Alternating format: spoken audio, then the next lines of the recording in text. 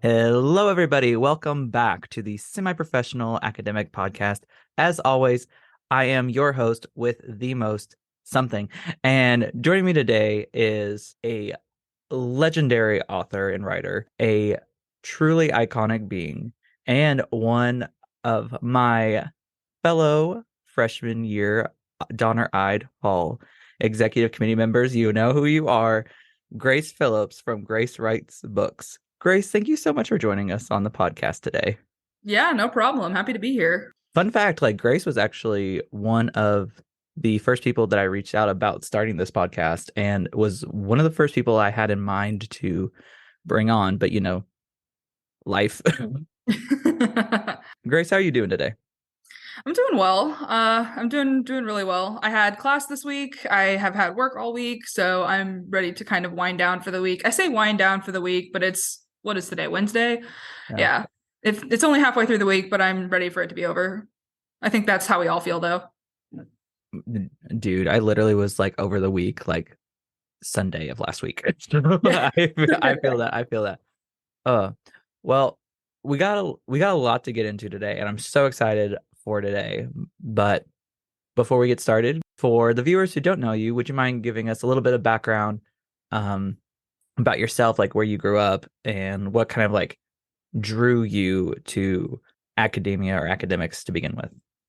Yeah. So well, first, hi, I'm Grace. I grew up in a really small town called Danville, Indiana. It's, super tiny Midwest town. And my parents went to college and my mom has advanced degrees. Um, and college was one of those things that was always kind of ingrained in me as, you go to college. That's Mhm. always been the thing. So I didn't really see another path other than college.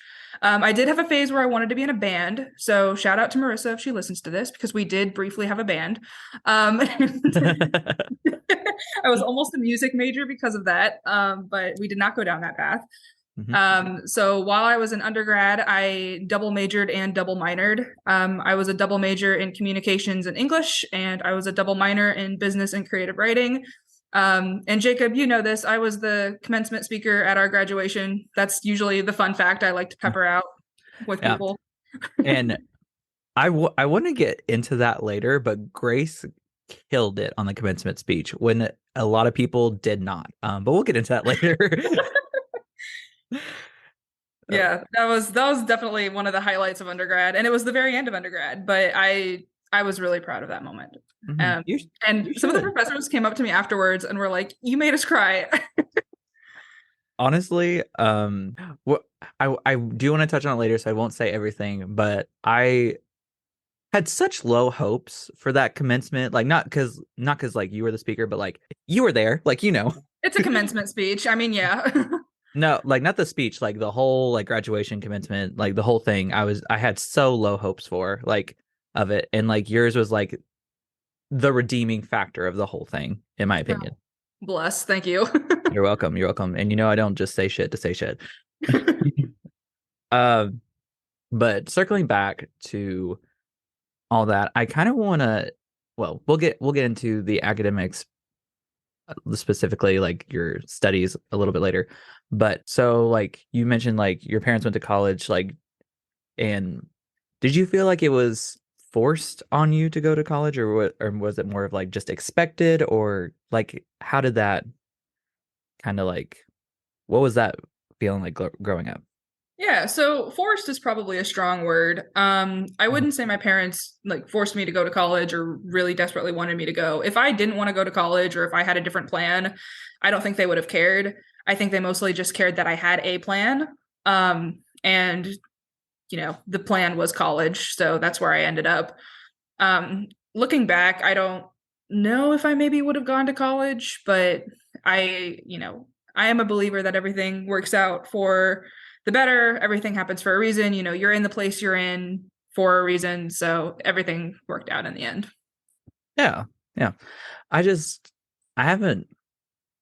I've had a lot of people who were first gen college students, so they felt the kind of pressure in expectation from the parents on that, but like you kind of had someone else who like had gone to college and like had all these degrees. So like I'm always interested to get that perspective, and I hope like I didn't come off as like the force, but like, you know, some people felt it was forced. So like I just like hearing everybody's perspective on it. Yeah, no, I think they just saw college as the right path for me, and they were definitely right, and it was definitely a path. It was just, maybe not necessarily the one. I remember at the time I didn't want to go, and I remember thinking there's, such a big world out there. I wanted to take a gap year. I wanted to travel. I wanted to do all of that shit. And I ended up going to college, and I'm grateful for it now. But, now that I'm an adult paying bills and working full time, I just sometimes wish I had taken that time to go do cool stuff in between high school and college. But, you know, I always say it is what it is. It is what it is. Um, but I fully am on board with you with the idea, the idea is the wrong word, but with the life mantra that everything works out how it's supposed to. There's always a second, third, fourth following action from something that like sets you on the path. So like I totally believe in that. So I totally get where you're coming from that. And diving into like your specific field of study during undergrad at least, um you said free time, no thank you. Oh, with Yeah. not only double majoring but double minoring. And for those of you who don't know, Grace and I went to the same undergrad, so I know a little bit about the curriculum that's required. So in addition to your major or majors, you also have it's a liberal arts background, so you have to kind of like dip your toe into every single field, or at least major discipline. So Grace, did you go into your kind of like deciding your major and minor like already had in mind like, yeah, I'm going to double major and double minor in this, or like did something change, or like or can you talk like a little bit more specifically about that? You might have said that already, but my brain's literally on like power saving mode. No, you're fine. Yeah, so it's kind of funny. So majored in English and communications. And my parents said that, so my parents helped me pay for college. And they said that they would only pay for part of my college, and then I had scholarships to pay for the rest of it. And they would only pay for part of my college if I majored in something quote unquote useful. So Oh, not the useful. yeah, not the useful. So I couldn't major in just English. I had to pair it with something else. So I wanted to major in English with a minor in creative writing, and that was it. That was full stop. But I ended up adding on business, and I ended up adding on communications to sort of appease my parents. And the other thing we didn't talk about, Jacob, is I was not just double majoring and double minoring, but I don't know if you remember, but I was also the editor of our student literary journal. I was the editor of the student newspaper. Well, I was gonna get I did hall council with you. I was in a Greek life. It's yeah. Well, that was actually a great segue actually into it, because on top of like having this busy extracurricular schedule, starting just like freshman year, you had hall council. Did you go through formal recruitment during your freshman year, or was it later? I did not. So I was an open bid. Okay. I'm the timelines of everybody just blurs over the years in my old age of 23. Uh, but you were an editor, you were in hall council, and then also you were a tutor for the Oh yeah, I literature. forgot about that. I worked. Yeah. So you worked. And then not only that, you were also eventually, weren't you a lead tutor as well? I was a lead tutor, yeah. And I was on the Panhellenic Council while I was in Greek life. Yeah. So again, free time did not know her. She did not No, exist for no, Grace. did not know her. Hated her, actually. Hated her. So how was it like trying to find any sort of stability and balance with that heavy academic schedule and also heavy extracurricular schedule? Honestly, I was doing, not to get like deep on the podcast, but I was struggling a lot with my mental health in undergrad. A lot of me staying busy was to cope. A lot of it was, not wanting to sit still for too long, not wanting to, think or focus on outside relationships or anything like that. I just dove into what I could control, and what I could control was school and activities. And I part of it is I have the oldest child mindset where I have to be perfect, I have to do everything right, I have to be successful, and I took on more and more and more and more until I just couldn't anymore. Mm-hmm. And my senior year of college, I was about to graduate summa cum laude. I had a really great GPA. I was in all these extracurriculars, and then in our May term, I dropped out of a class. I almost failed one of my senior thesis projects. I had a lot of really intense family stuff going on at the time, so I just couldn't focus on school. And just everything just crashed and burned right there at the very end. My extracurriculars started falling apart. I wasn't as involved in Greek life as I was, so just the burnout was horrific. I do not at all recommend doing what I did. Do not overburden yourself to cope. Just go to therapy. Um, yeah, I wish I could go back in time to look at like freshman year Jacob and tell him like get therapy for the love of God. Yeah. Uh, because I mean, I wouldn't say I was on like your level of involvement, Grace, but I definitely understand because I did the research. I was briefly a double major in biology and English. Dropped that real quick because I was lazy and I didn't want to do a thesis. Um, I was in Greek life. I was on the athletics team. I worked 3, 4 jobs. I was in Greek life. I was on IFC. So, and very similar to that, I think a lot of people, especially, and I just use I feel like Grace, you kind of get like one of the people that get a lot of like my motivations for things because I was the eldest child as well, and I had that kind of like, oh, like I can't mess up, and I also grew up in a small town, so like I knew like everybody talked about everybody, so I was like I can't fail because then it comes back on my mom, my dad, my brother, my cousin, my grandma, da da da, and I was like, I have to be perfect. I can't mess up. I have to be the most involved. I have to do all this thing. So then, like, eventually, and senior year is very similar to you. Like, I couldn't do it anymore. And I just remember, like, I was like breaking down like every other night. So, like, I totally get it. Like, it's very real. And I think a lot of people don't realize that taking on this involvement, while like burdensome to like your mental health and emotional health and even physical health, eventually is a form of like some ounce of control that you have over your life. So I'm really glad you bring that up. And I feel like we don't talk about that enough, like especially in academia. No, we really don't. And it's so funny because I am the kind of person who clings to positive feedback, to reinforcement, to, kind words. Words of affirmation is definitely one of my love languages. Mm-hmm. I thrive on that. I need that. And I had a professor my freshman year of college who said that I seemed like the kind of person who could thrive in chaos. And I never forgot that. I never forgot that. He said, he's like, you seem like the kind of person who would thrive in chaos. And I took that to heart and I made my life as chaotic as possible because I thought that would make me thrive. And I'm not blaming this professor at all. They were a wonderful, wonderful teacher. I love him. He's to this day one of my favorite people that I met in our undergrad program. No, it was Don Carroll. I love Don Carroll. Yeah, big fan of Don. Yeah. Anyway, no, so but he was my freshman advisor and he said, you're the kind of person who would thrive in chaos. Where was I? So I took all these extracurriculars. I was never very athletic. I didn't have, one of my brothers is super athletic. He's really talented. And my other brother is also athletic, but he's really smart. He was, salutatorian. He's in a med program right now. I was constantly competing with one really smart brother and one really talented brother. And I was not very smart and I was not very talented, at least in my opinion. So Shut up. Shut up. So I had to compensate by doing all of these things and proving, not just to myself, but to everyone else, hey, I'm capable of doing things. And here's what I'm good at. Here's all of these achievements that I have.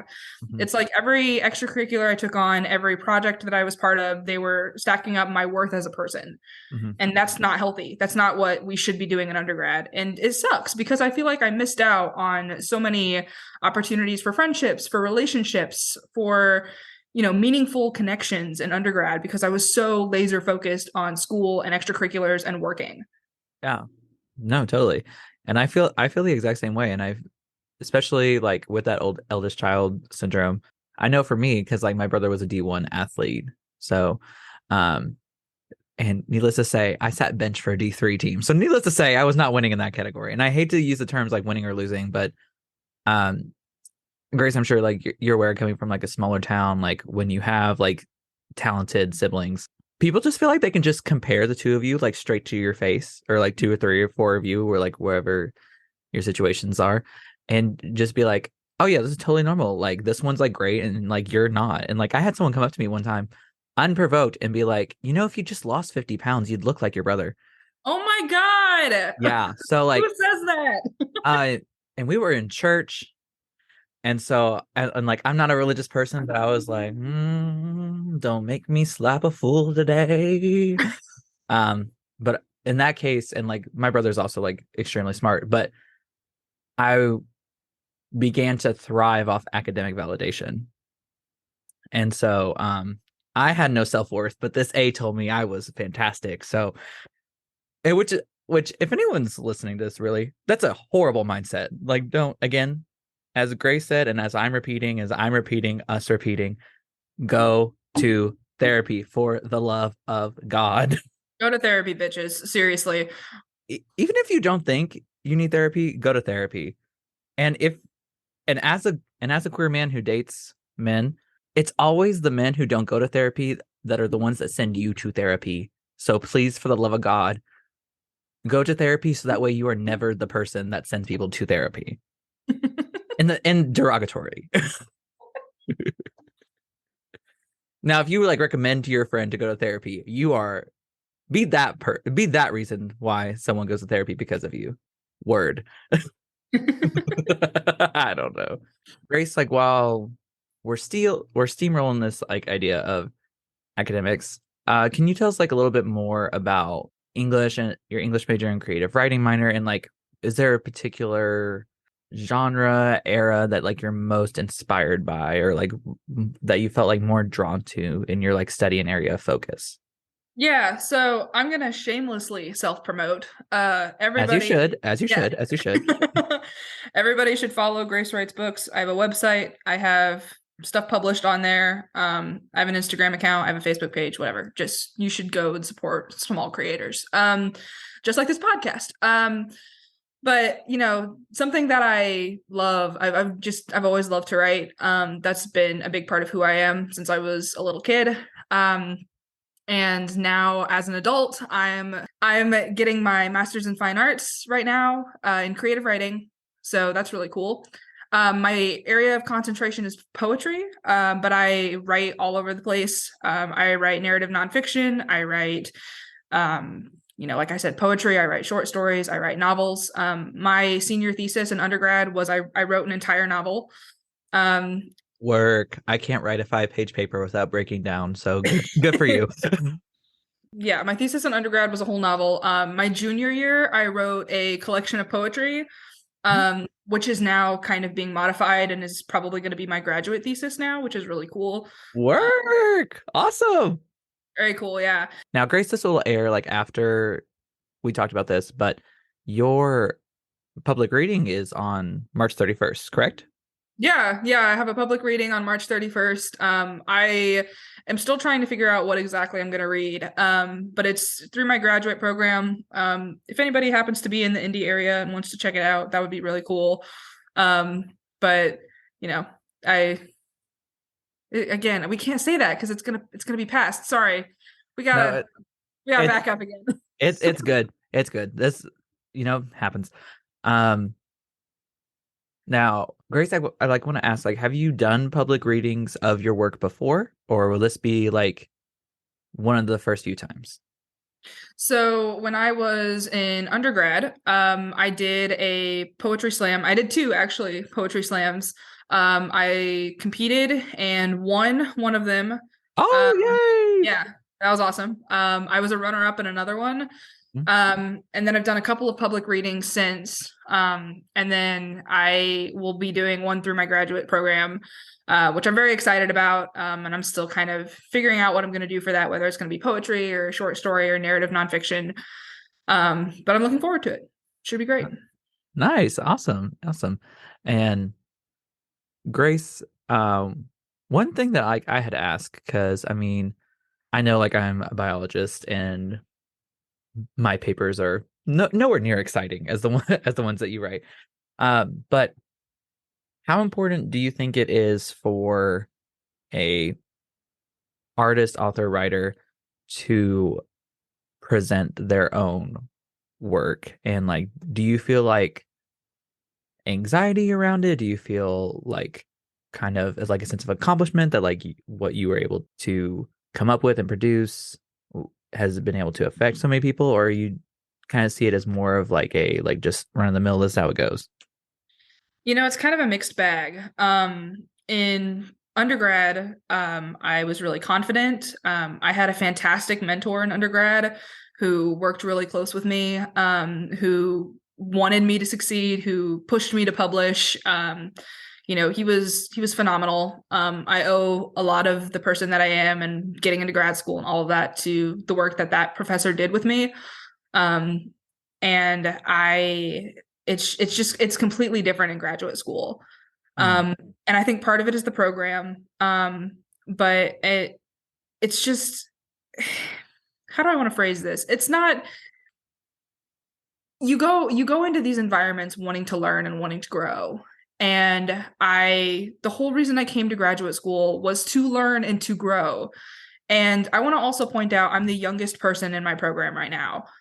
Um, Same. and yeah, I'm the youngest person in my program, and this program had, I think it was like 580 applicants, and of the 580 applicants, they accept five. Oh shit. Yeah, it's crazy competitive. And Yay. I mean, like I told you congratulations earlier, but you know what I mean. well, and and the only reason I bring that up, I'm not trying to like, you know, toot my own horn or anything, but the only reason I bring that up is because I've earned a place in this program. Hmm. And the professors in this program, or the instructors, I should say, the instructors in this program, they just rip you down. Like they not even in a constructive way. So this reading that I have coming up, I'm actually nervous about, and I'm usually not nervous about readings, but I'm really anxious. I told my family not to come because I didn't want anybody to see me fail. I had a professor sit me down a couple of days ago and tell me that I should rethink participating in the reading. Um, Oh shit. yeah, and I had another meeting with a professor, and I explained to him, I said, I feel like this is an environment where I should be learning and growing, and I don't feel like I'm learning and growing. It feels like it's a really hostile environment where everybody wants me to give up. And he said, maybe you should take the hint. Damn the Yeah. fuck. Like, sorry, Christians, but what the fuck is actually going the fuck on? Like, that's that's insane. And to Grace and anyone else who is listening, that is not an environment you should strive to cultivate or participate in. Yeah, it's been my graduate experience has been just vastly different from my undergraduate experience. And part of it, is I'm sure a little bit of it is, they want to make you tough, they want to prepare you, they want to, really make sure the work you're putting out there is the best it can be. And I get that. And this is not me being sensitive. This is not me being unable to take criticism. Mhm. This is me trying to thrive in an environment where I'm meant to grow, I'm meant to learn. And I mean, to be candid, they just beat the shit out of me. I mean, every chance they get. This is not constructive criticism that I get. This is professors holding up my work in front of the class and saying, I just didn't like this one. And then they set it aside. It is Yeah. not a productive environment. No, no.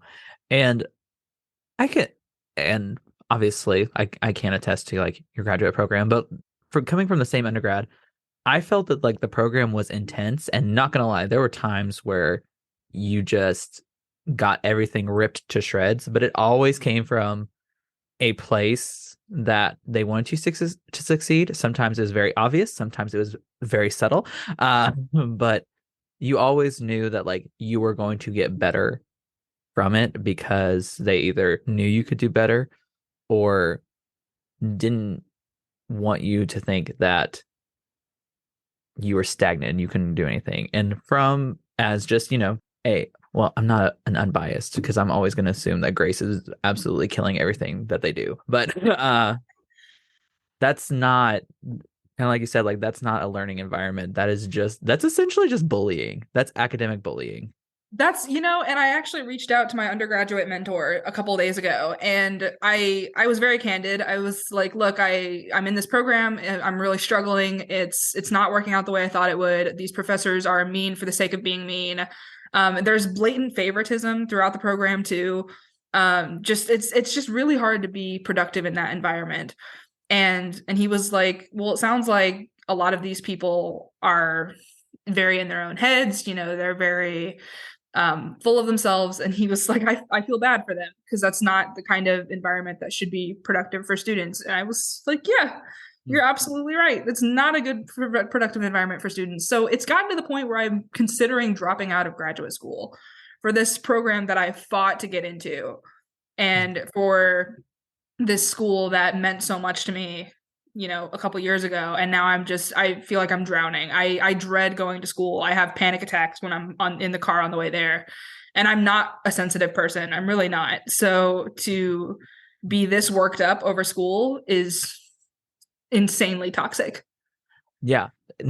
It's a completely toxic environment. And that's another thing I want to talk about because I mean, I have my I have had my share with it, but blatant favoritism in an academic setting, it's never productive. I mean, of course, there's going to be people who like naturally you just get along better with. I mean, like there was times where Grace and I were in a room and like doing an academic thing, and I naturally were drawn to them because like we just get along together. We have that kind of like complementing personalities, and I love that.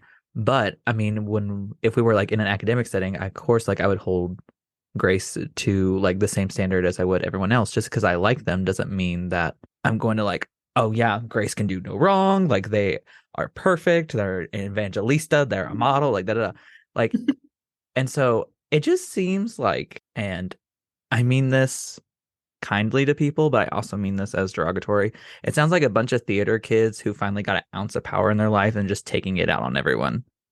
Yeah, the first couple times it happened, I was like, okay, they're just harsh professors. It's fine. But it's gotten to the point where it's every class I take and every teacher in the program. And, I have asked myself, is it me? Am I the problem? And I Yeah. really don't think it is. I really am not to be that person, but I feel very strongly that I am not the problem here. I think the program is flawed, and I'm not the only student who feels very singled out. Mhm. Um, and I don't, a lot of what we feel is it's another queer student who also feels very singled out in this program. Yeah. And that leads me into a question that I have. But before we go into that, let's take a little break.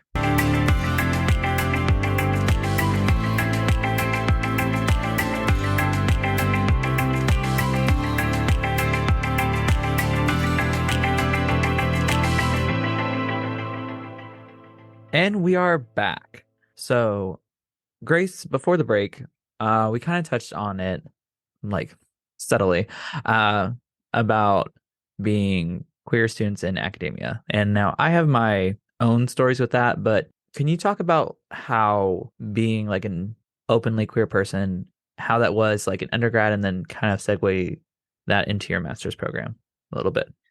Yeah, so I wasn't quite as openly queer as I am now when I was in my undergraduate program. I have known who I was since I was in middle school, high school, but I didn't officially come out until 2022. Yes, I think 2022.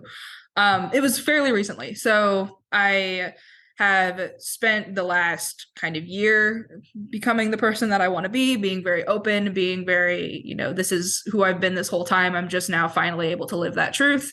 So undergraduate, being a queer student didn't really impact me as much as it did. Graduate school, however, is a whole different ballgame. Okay, first of all, I will absolutely say on all of my graduate applications, I leaned very hard into I am a queer hearing disabled writer, because I was checking boxes and I knew that. And I knew that graduate programs would like having a disabled queer student in their programs. And, I kind of feel a little icky having done that and like even saying that out loud. But I mean, come on, there's not a whole lot of advantages for being a queer disabled person. Mm. So I feel like we're allowed to play those cards in these Yeah, situations. yeah, it's reparations. Like, Yes. like, uh, and like I'll talk about it like a little bit, but I mean like the amount of like, well, this is all over the place, but bottom line is I'm never going to judge a queer person for leaning into the checking the box motif of life because the amount of homophobia that I've encountered, keep in mind, I am a cis white man. So naturally, I'm afforded a lot of privileges that a lot of people are not. I'm aware of that. But the amount of homophobia that I've faced and like just the way that people's attitudes have switched up in undergrad, because keep in mind, for the first 2 years, people knew me as like, well, they didn't know me, but like they figured I was straight because I didn't come out. But then like when I came out, they're like, you kind of see like everybody's true colors like once you come out a little bit. And so like the amount of homophobia, whether direct or subtle, that I faced, it's so annoying because it's like a part of my everyday life. Even my masters, I've encountered it. So I'm never going to judge a queer person for playing into like their honest life experiences that colleges, jobs, institutions, whatever want to have by checking like we're so diverse, like with because I mean, it's one of the few opportunities that we get. So I'm never going to judge anyone who does that. Right, yeah. And this other student in the class, or in my classes, who I am really fortunate to know, she's fantastic. But she's also queer and disabled. And both of us entered the program at the same time. We both feel, very strongly like we were checking boxes for this program. And we also both feel very undervalued in the program. And and I'm speaking as a white person, I'm speaking as somebody who grew up upper middle class. I'm fully aware of the privilege that I have. But having that privilege doesn't also negate the fact that there is homophobia, there's transphobia, you know, there's things, there's issues with, women or female presenting people in the program too. And I think that's a thing for a lot of graduate programs. I don't mean to continually bash my program, but I would also like my program to get its shit together a little bit. Yeah. It's not bashing, it's just honest critiques. Yeah, honest critiques. I have I've had one professor in the program who was just amazing. They taught me so much about writing. They were really encouraging. They were genuinely interested in what I had to say and genuinely interested in my work. And they were a queer poet. And I felt really seen in that class, and I felt really accepted for who I was. I felt like I was learning and I was in a wonderful environment. And, all of the classes since have been taught by old straight white people. And I think it's really unfortunate that we don't have a lot of people of color who are teaching in this program. And there's not a lot of queer people teaching in this program. And there's definitely not disabled people teaching in this program. There's just so many perspectives and so many voices that we're not hearing. And that's really hurting the students who aren't straight white people. No, I completely agree. And that kind of like brings me to like another point. I mean, because you had more familiarity with it, but in my like as like a bio major, there were both in my undergrad and my master's, there's no like openly out queer people. So like not having someone who gets that, uh and like I'm not saying that like you have to be queer to be like a decent person. Like I'm not saying that at all, but it's very hard to kind of like see yourself succeeding in an environment when there's nobody that looks or like experiences things like you do. Great, like Grace, like do you kind of like agree with that, or am I just being sensitive in that regard?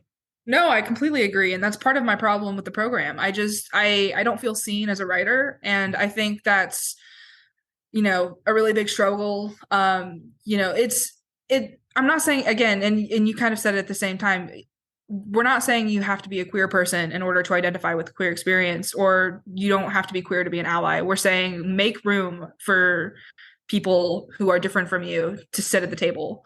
Make sure that, disabled people, people of color, queer people, all of those people deserve a spot at the same table as these other writers. And we're so inundated in graduate programs with white, straight, cisgendered people. It's the classism is there, the racism, the homophobia, it's all just part of this system. And it's up to us as students, as educators, as activists, and as humans to just make room for these people to sit with us and to learn with us and to grow with us. And it's just a struggle to not really be seen or heard in these programs. Because I will write poetry about my experiences as a queer person, or I will write poetry or short stories or narrative nonfiction or whatever about just my human existence. Like I talked earlier, I struggled with mental health. And a lot of times it'll be dismissed because the professors or the instructors or even the classmates will just be like, oh, this isn't my experience, so therefore I can't read it or understand it. I think it's really important that we read and learn other people's stories so we can better educate ourselves on these perspectives that are different from us. And that's what helps us to grow and ultimately become better people. 100% agree. And I especially feel like as white queer people, we have kind of, I don't want to like say this, but like we understand what it's like to benefit from society with under the scope of white privilege, but we also understand the impacts that oppression has on marginalized communities. And I'm not saying that like you have to, and you said it before, like you don't have to be a marginalized person to resonate like with marginalized people's stories. But and again, like repeating what you said, don't dismiss something just because you can't completely comprehend it. And I find that so hard in like a lot of things, because I jokingly talk about how like in my bio programs, like and like labs, 99% of the time I am the only queer person in the room. And I'm like I make jokes about it and whatever, because like I'm just joking by nature. Like I joke as I'm like the head gay running everything, but like like that's just what you do. But it's so exhausting, and especially when something homophobic is said, and I'm just kind of like, hey, like this is like kind of fucked up that you said this. Everyone's like, well, like like you're our friend, like we can't be homophobic, like it was all just like a joke kind of thing. Oh God, And yeah. I hate that with a passion. I hate that, hate that, hate that, hate that. I'm not your gay friend. I am your friend who is gay. There's a very distinct difference between the two. And I hate spaces like that, because even professors have said that shit to me. Like, it's just very, if the only time you acknowledge someone's queerness is to get yourself out of accusations of being offensive or harmful to a queer community or any marginalized community, that kind of thing. If your references go to, oh, my friend, I automatically side eye, bombastic side eye. Yeah, and one thing too that I want to make really clear is, being queer does not automatically mean I understand all marginalized perspectives. Oh, I am 100%. like I never ever ever want to say that I acknowledge and know that I have lots and lots of privilege as a white person. Like that's always going to be the case. I'm always going to have white privilege. And but at the same time I'm also queer. I'm also disabled. I struggle in those two categories, and that's the only experience that I can speak to. But that doesn't erase the fact that we're you as well, we exist in this very marginalized community, and especially today with all of these anti-trans and anti-gay bills that are being passed, Oh my God, it's literally. it's worse than ever to be a queer person right now. Oh yeah. And I kind of want to get into that. Like how I know for me, like there's sometimes where like I come off as like I'm caring too much about politics. Like I'm like some like a news headline breaks and everyone's just like, you just gotta move past it. You just gotta move past it. And I'm so tired of people telling me to move past it who it does not affect. And echoing what you said, just like I like as a cis uh gay white man, I can't understand the perspective of completely of women. I can't understand the perspective of trans non-binary people entirely, but I can understand that as just a human, we all have different stories. I understand what it's like to be marginalized. It does not take you to be in that marginalized community to recognize that unfair, unjust, inhumane things are being done. And I'm so tired of non-queer people dismissing that constantly. Yeah, I mean, it costs $0 to shut up and move on. I don't know how to explain this any further than that. It does not affect you as a person. Like, it's queer people's existence is not harmful. And I think so many people are still really uncomfortable about the existence of queer and trans folks that they're just like, no, we're not going to let them into these spaces. We're not going to hold space for these people. We're not going to make room at the table. It's just unfortunate that we're in the year 2023 and we're still fighting for basic fundamental human rights. Which is so funny because some of our, especially some of our greatest poets, authors, and writers have been queer people. Oh, facts. Yeah. But we that's a whole other podcast. But that kind of brings me into like another question. So we kind of touched on a little bit about your specialty, but do you feel like being a queer person like influences your writing? Yeah, 100%. A lot of what I write is about the queer experience. A lot of what I write is for queer people. And that's not to say, other people can't enjoy my work, and I hope other people do enjoy my work. Hmm. But a huge part of what I write and a huge part of my experience as a writer is, me and the way that I have lived life. And because I'm a queer person, my experience is going to be different than what other people will experience. That's just the fact of it. Mhm. Um, and a lot of my graduate thesis that I'm working on right now is centered around mental health and holding space for those who suffer from mental health and or mental health issues, and um, destigmatizing getting help for mental health issues. I think a lot of people hear institutionalization or hospital or things like that as really big, really scary terms, and they don't have to be. Mhm. If that's what it takes to get your mental health back on track, then go do the thing. Angela Bassett did the thing. Sorry, that's been on my mind lately.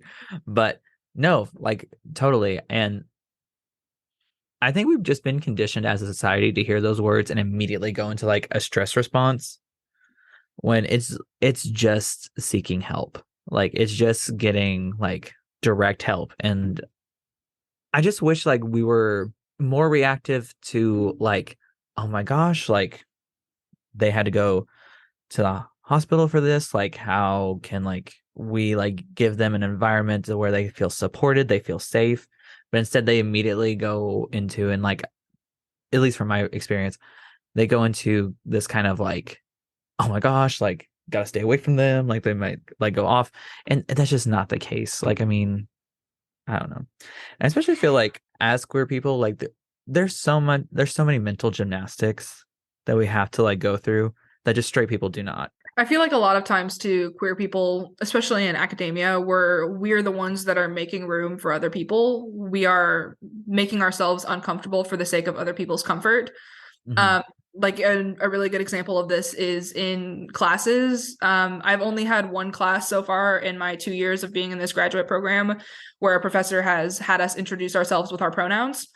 Mhm. And every class I introduced with myself with my pronouns. And it doesn't matter if I'm the only one that does it. I do it because I'm going to make room for myself. And I mean, by you the have to. way, yeah. And by the way, if you're a teacher listening to this, or if you're an educator, please do that. I know with, crazy bills being passed, some of it's not possible. But if you have the opportunity to introduce yourself with your pronouns, not even if you're an educator, if you're a student too, be that person. Use your pronouns in the classroom so that way the queer or gender nonconforming person in the classroom doesn't feel like the odd person out.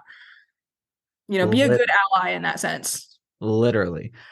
And I hate the people that are like, I don't use pronouns. Really? You don't use you? No, like, like it's just so funny to me because some people are just so stupid about the thing and they're just being willfully ignorant about it. my absolute favorite, and by favorite I mean least favorite, is Yeah. when somebody says, I don't understand these pronouns, they should just shut up. I'm like, you just said they. and and Grace is someone who uses they them pronouns.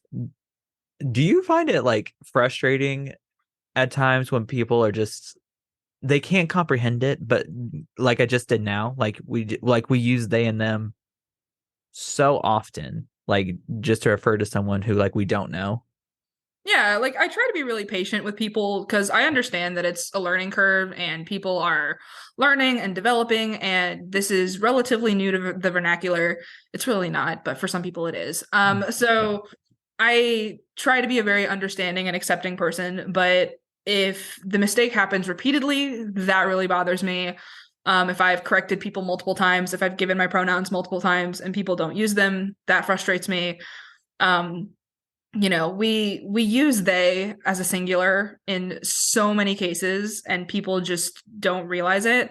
And I work at for let me start over. I'm really fortunate to work at a really open-minded and very accepting place. And they actually had me give a presentation on pronouns a couple weeks ago.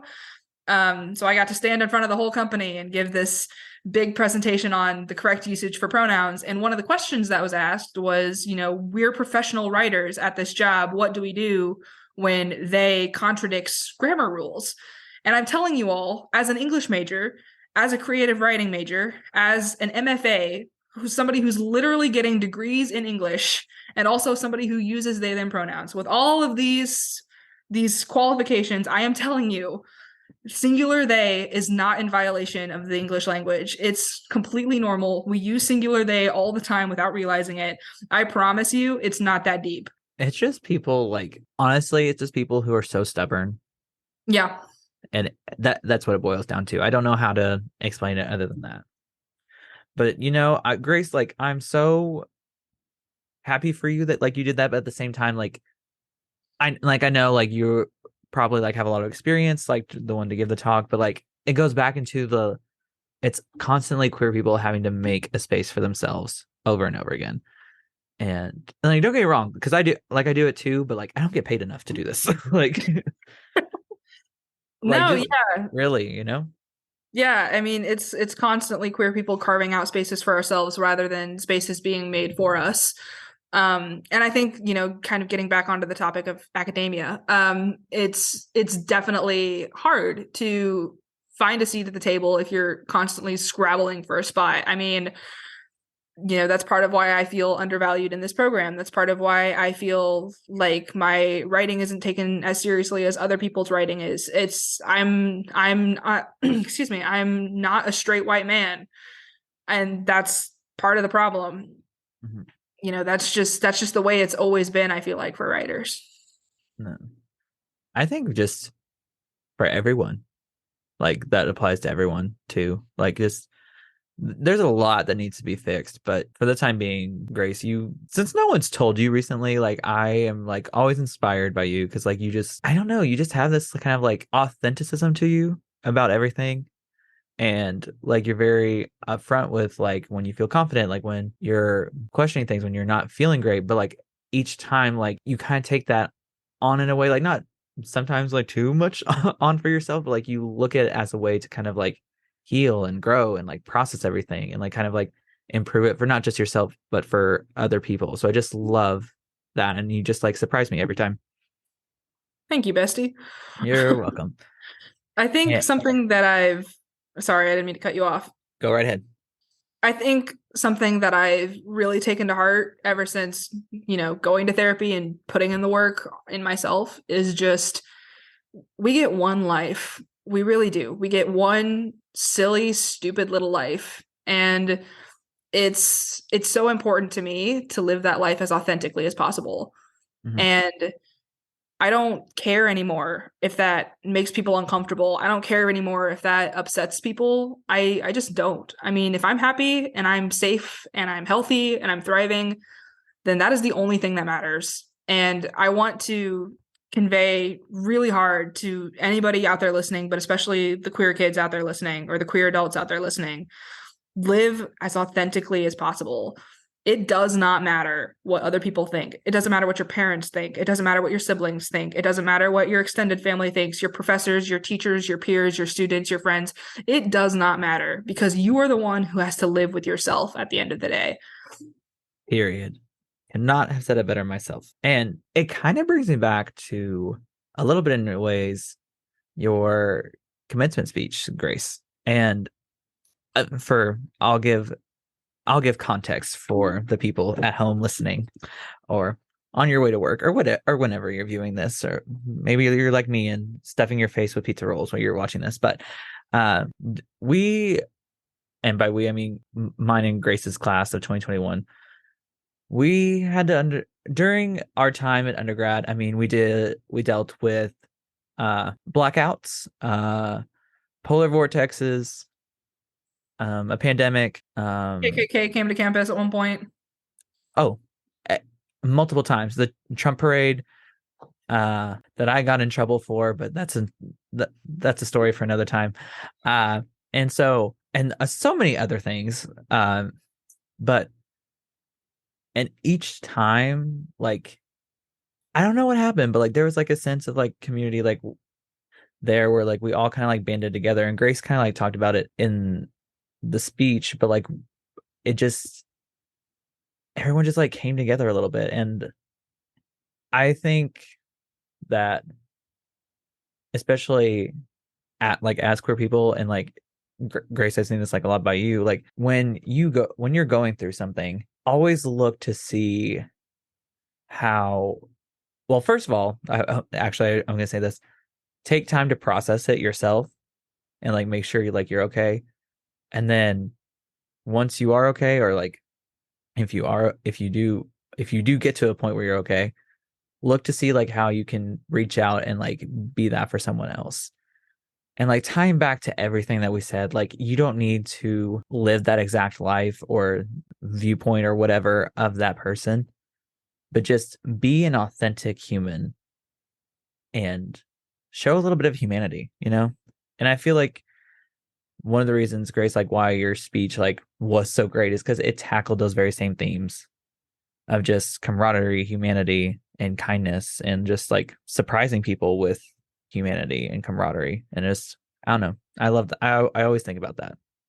Yeah, I know exactly what part of the speech you're talking about. I was talking about I was talking about during the polar vortex when all the power went out. Yeah. We were all crammed into the campus center, and there were football players who had pushed up to the front of the line. And in the back of my head, I was thinking, oh, it's the football players. They're just going up to get whatever they need. But they weren't. They were going up to the front of the line, getting food and drinks and passing them back.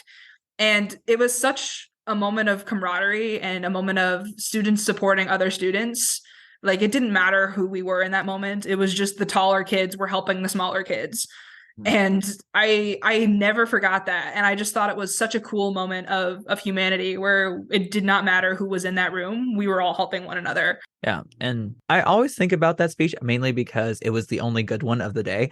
But uh that was shady, but true. And just I don't know, like I'm always I say that I don't have hope for humanity, but that's just a lie.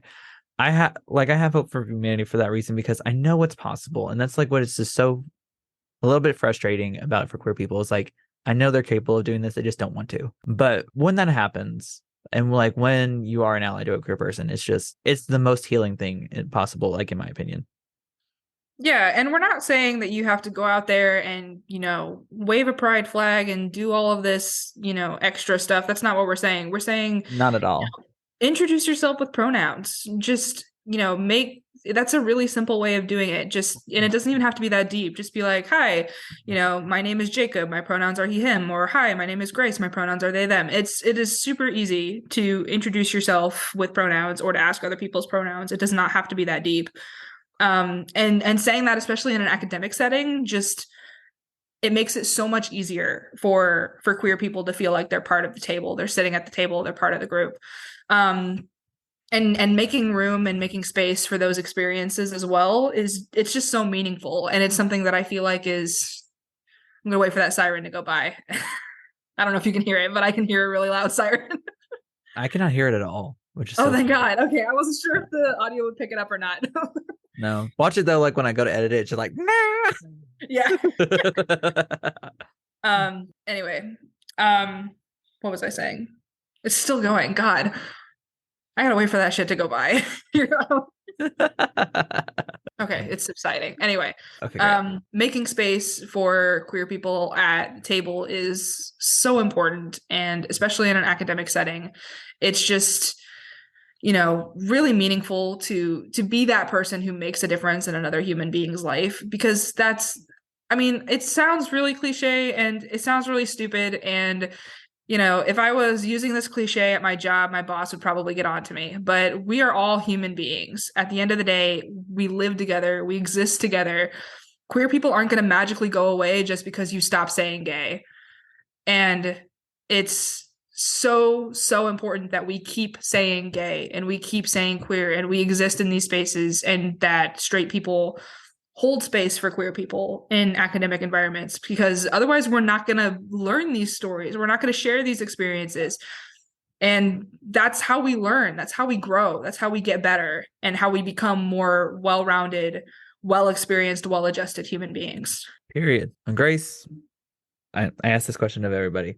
We kind of been over it. Like you're in a less than ideal environment for for grad school. But right now, if you just had to go with under the guise of, I'm going to tough this out, finish this, what's the plan next? Or for like, are we continuing in academia, or are we like, we've had our time, but like we're going to step away for a little bit, or like we are running away from this bitch now? For a really long time, the plan was to get my PhD and teach. And part of me still kind of wants to do that because, I've been saying this at this podcast until I'm blue in the face. Just it's so, so important to have queer people in these spaces. And I think being a queer teacher, I don't want to sound arrogant, but I could be the person that I wished I would have had in my undergrad or in my graduate program. If I had, the one queer professor that I've had has been the one really redeeming thing about my graduate program. And I think if I could be that for another queer kid down the line would just be fantastic. And I would love that. But at the same time, I'm going to do what serves me best. And, if I've learned anything at all in the past couple of years, especially, living through a pandemic and living through all the horrible, crazy shit that's happened over the past couple of years, it is so, so important to put ourselves high on our priority lists. And if graduate school is no longer serving me, I'm not going to stay in graduate school. And if getting my PhD doesn't serve me, I'm not going to go get my PhD. So for right now, the plan is to continue doing what serves me. And that is writing, that is creating, that is working at my super awesome job where I get to do really meaningful work for valuable clients, for LGBTQ clients, for, I'm doing really good, meaningful work right now. And I can continue doing that work for a long time. And I think that's the path I'm gonna most likely go down. But who knows what the future holds? I mean, for all I know, I could be saying all of this and maybe my program will hear it and be like, oh crap, we should hire queer people. And I'll get a really great professor next year. Like They'd be like, hi, gay, welcome to Pride Month. Who knows what could happen? Everything is so fluid, and I just I'm gonna, again, as cliche and as stupid as this sounds, I'm just gonna keep going in whatever direction the world takes me. Mhm. And if that's further into academia, great. And if that's away from academia, also great.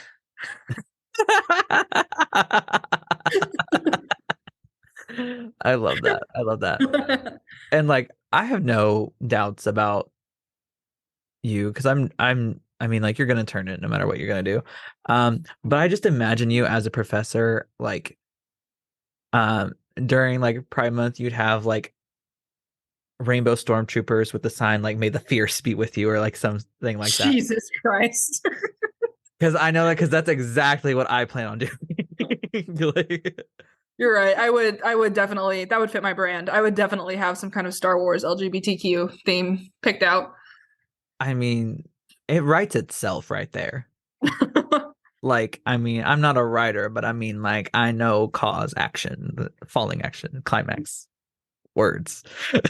Oh, oh my gosh, there was something else I would. Oh yeah, and the whole time, like, I was because like I went like on like a similar path, like how like you were thinking of like if this no longer serves me, then I'm leaving because it may not be serving me, but I be serving, and it's just I and Yeah. also like have fun with it. I mean, and if it's not fun, run. Yeah, if it's not fun, run. Yeah. I mean, I already said it once, but I'm going to say it again. We get one life, and there's no reason whatsoever to waste it on feeling shitty. I mean, I spent so long feeling shitty and overworking myself and trying to cope through doing all of this crazy stuff. And now I'm really happy. I'm happier than I've ever been. And but it's because I'm living authentically, and it's because I'm making space for myself in these environments. And I would just really encourage everyone, it doesn't matter if you're queer or not, just take up space. You deserve to have space. You deserve to have a place. That rhymed. I'm a poet, in case you didn't know. Really, I'm a poet. In case you didn't know, it was right there. um yeah, just take up space. That's Yeah. if that's the only thing people leave this with, just take up space. It doesn't matter who you are, you deserve to take up space. Take up space and fill the damn silence. Facts. Yeah. I can't really add much of what Grace had because they were on a roll, but like I just wanted to like, be like, yeah, and very like improv rule of me, yes, and um but Grace, thank you so much for coming on to the podcast today. I always have a fun time when we get together, and if any one of Grace's professors are listening to this, meet me outside.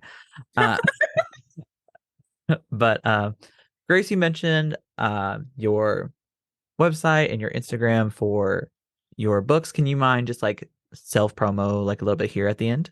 Yeah, 100%. So my username is the same across all platforms. It's just at Grace Writes Books. My website is gracewritesbooks.com. You can check out on my website. I have publications. I have a blog that I semi-frequently post to.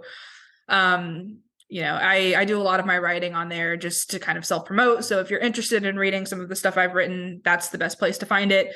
I am in the middle of kind of doing a rebrand, as I literally rebrand myself these days. So some of the pictures are a little out of date, but I promise it's still me. So I would just really appreciate anybody who's willing to take that time and just continue amplifying queer voices. And yeah, I am going to shamelessly self-promote, amplify my quear voice. amplify Period. amplify everybody's queer voice, but especially Especially the mine. queer person on this host of the podcast. Yeah, that would be great. Yeah. Well, again, Grace, thank you so much for coming on. I had fun. Always have fun. This ran a lot more smoother than our Donner-eyed Hall Council meetings. Mainly because, like I'm not an idiot anymore. But no, for real though, thank you so much for coming on. Thank you for being here. Always love having you on. You're always welcome. Yeah, 100%. Anytime. Happy to do it. Thank you. And so, for those of you at home, remember, take up space, fill the damn silence, eat those pizza rolls, and someone's in an outro for me. I mean, like, we're 15 episodes in at this point. Not really, like mainly like 10, but it feels like 15.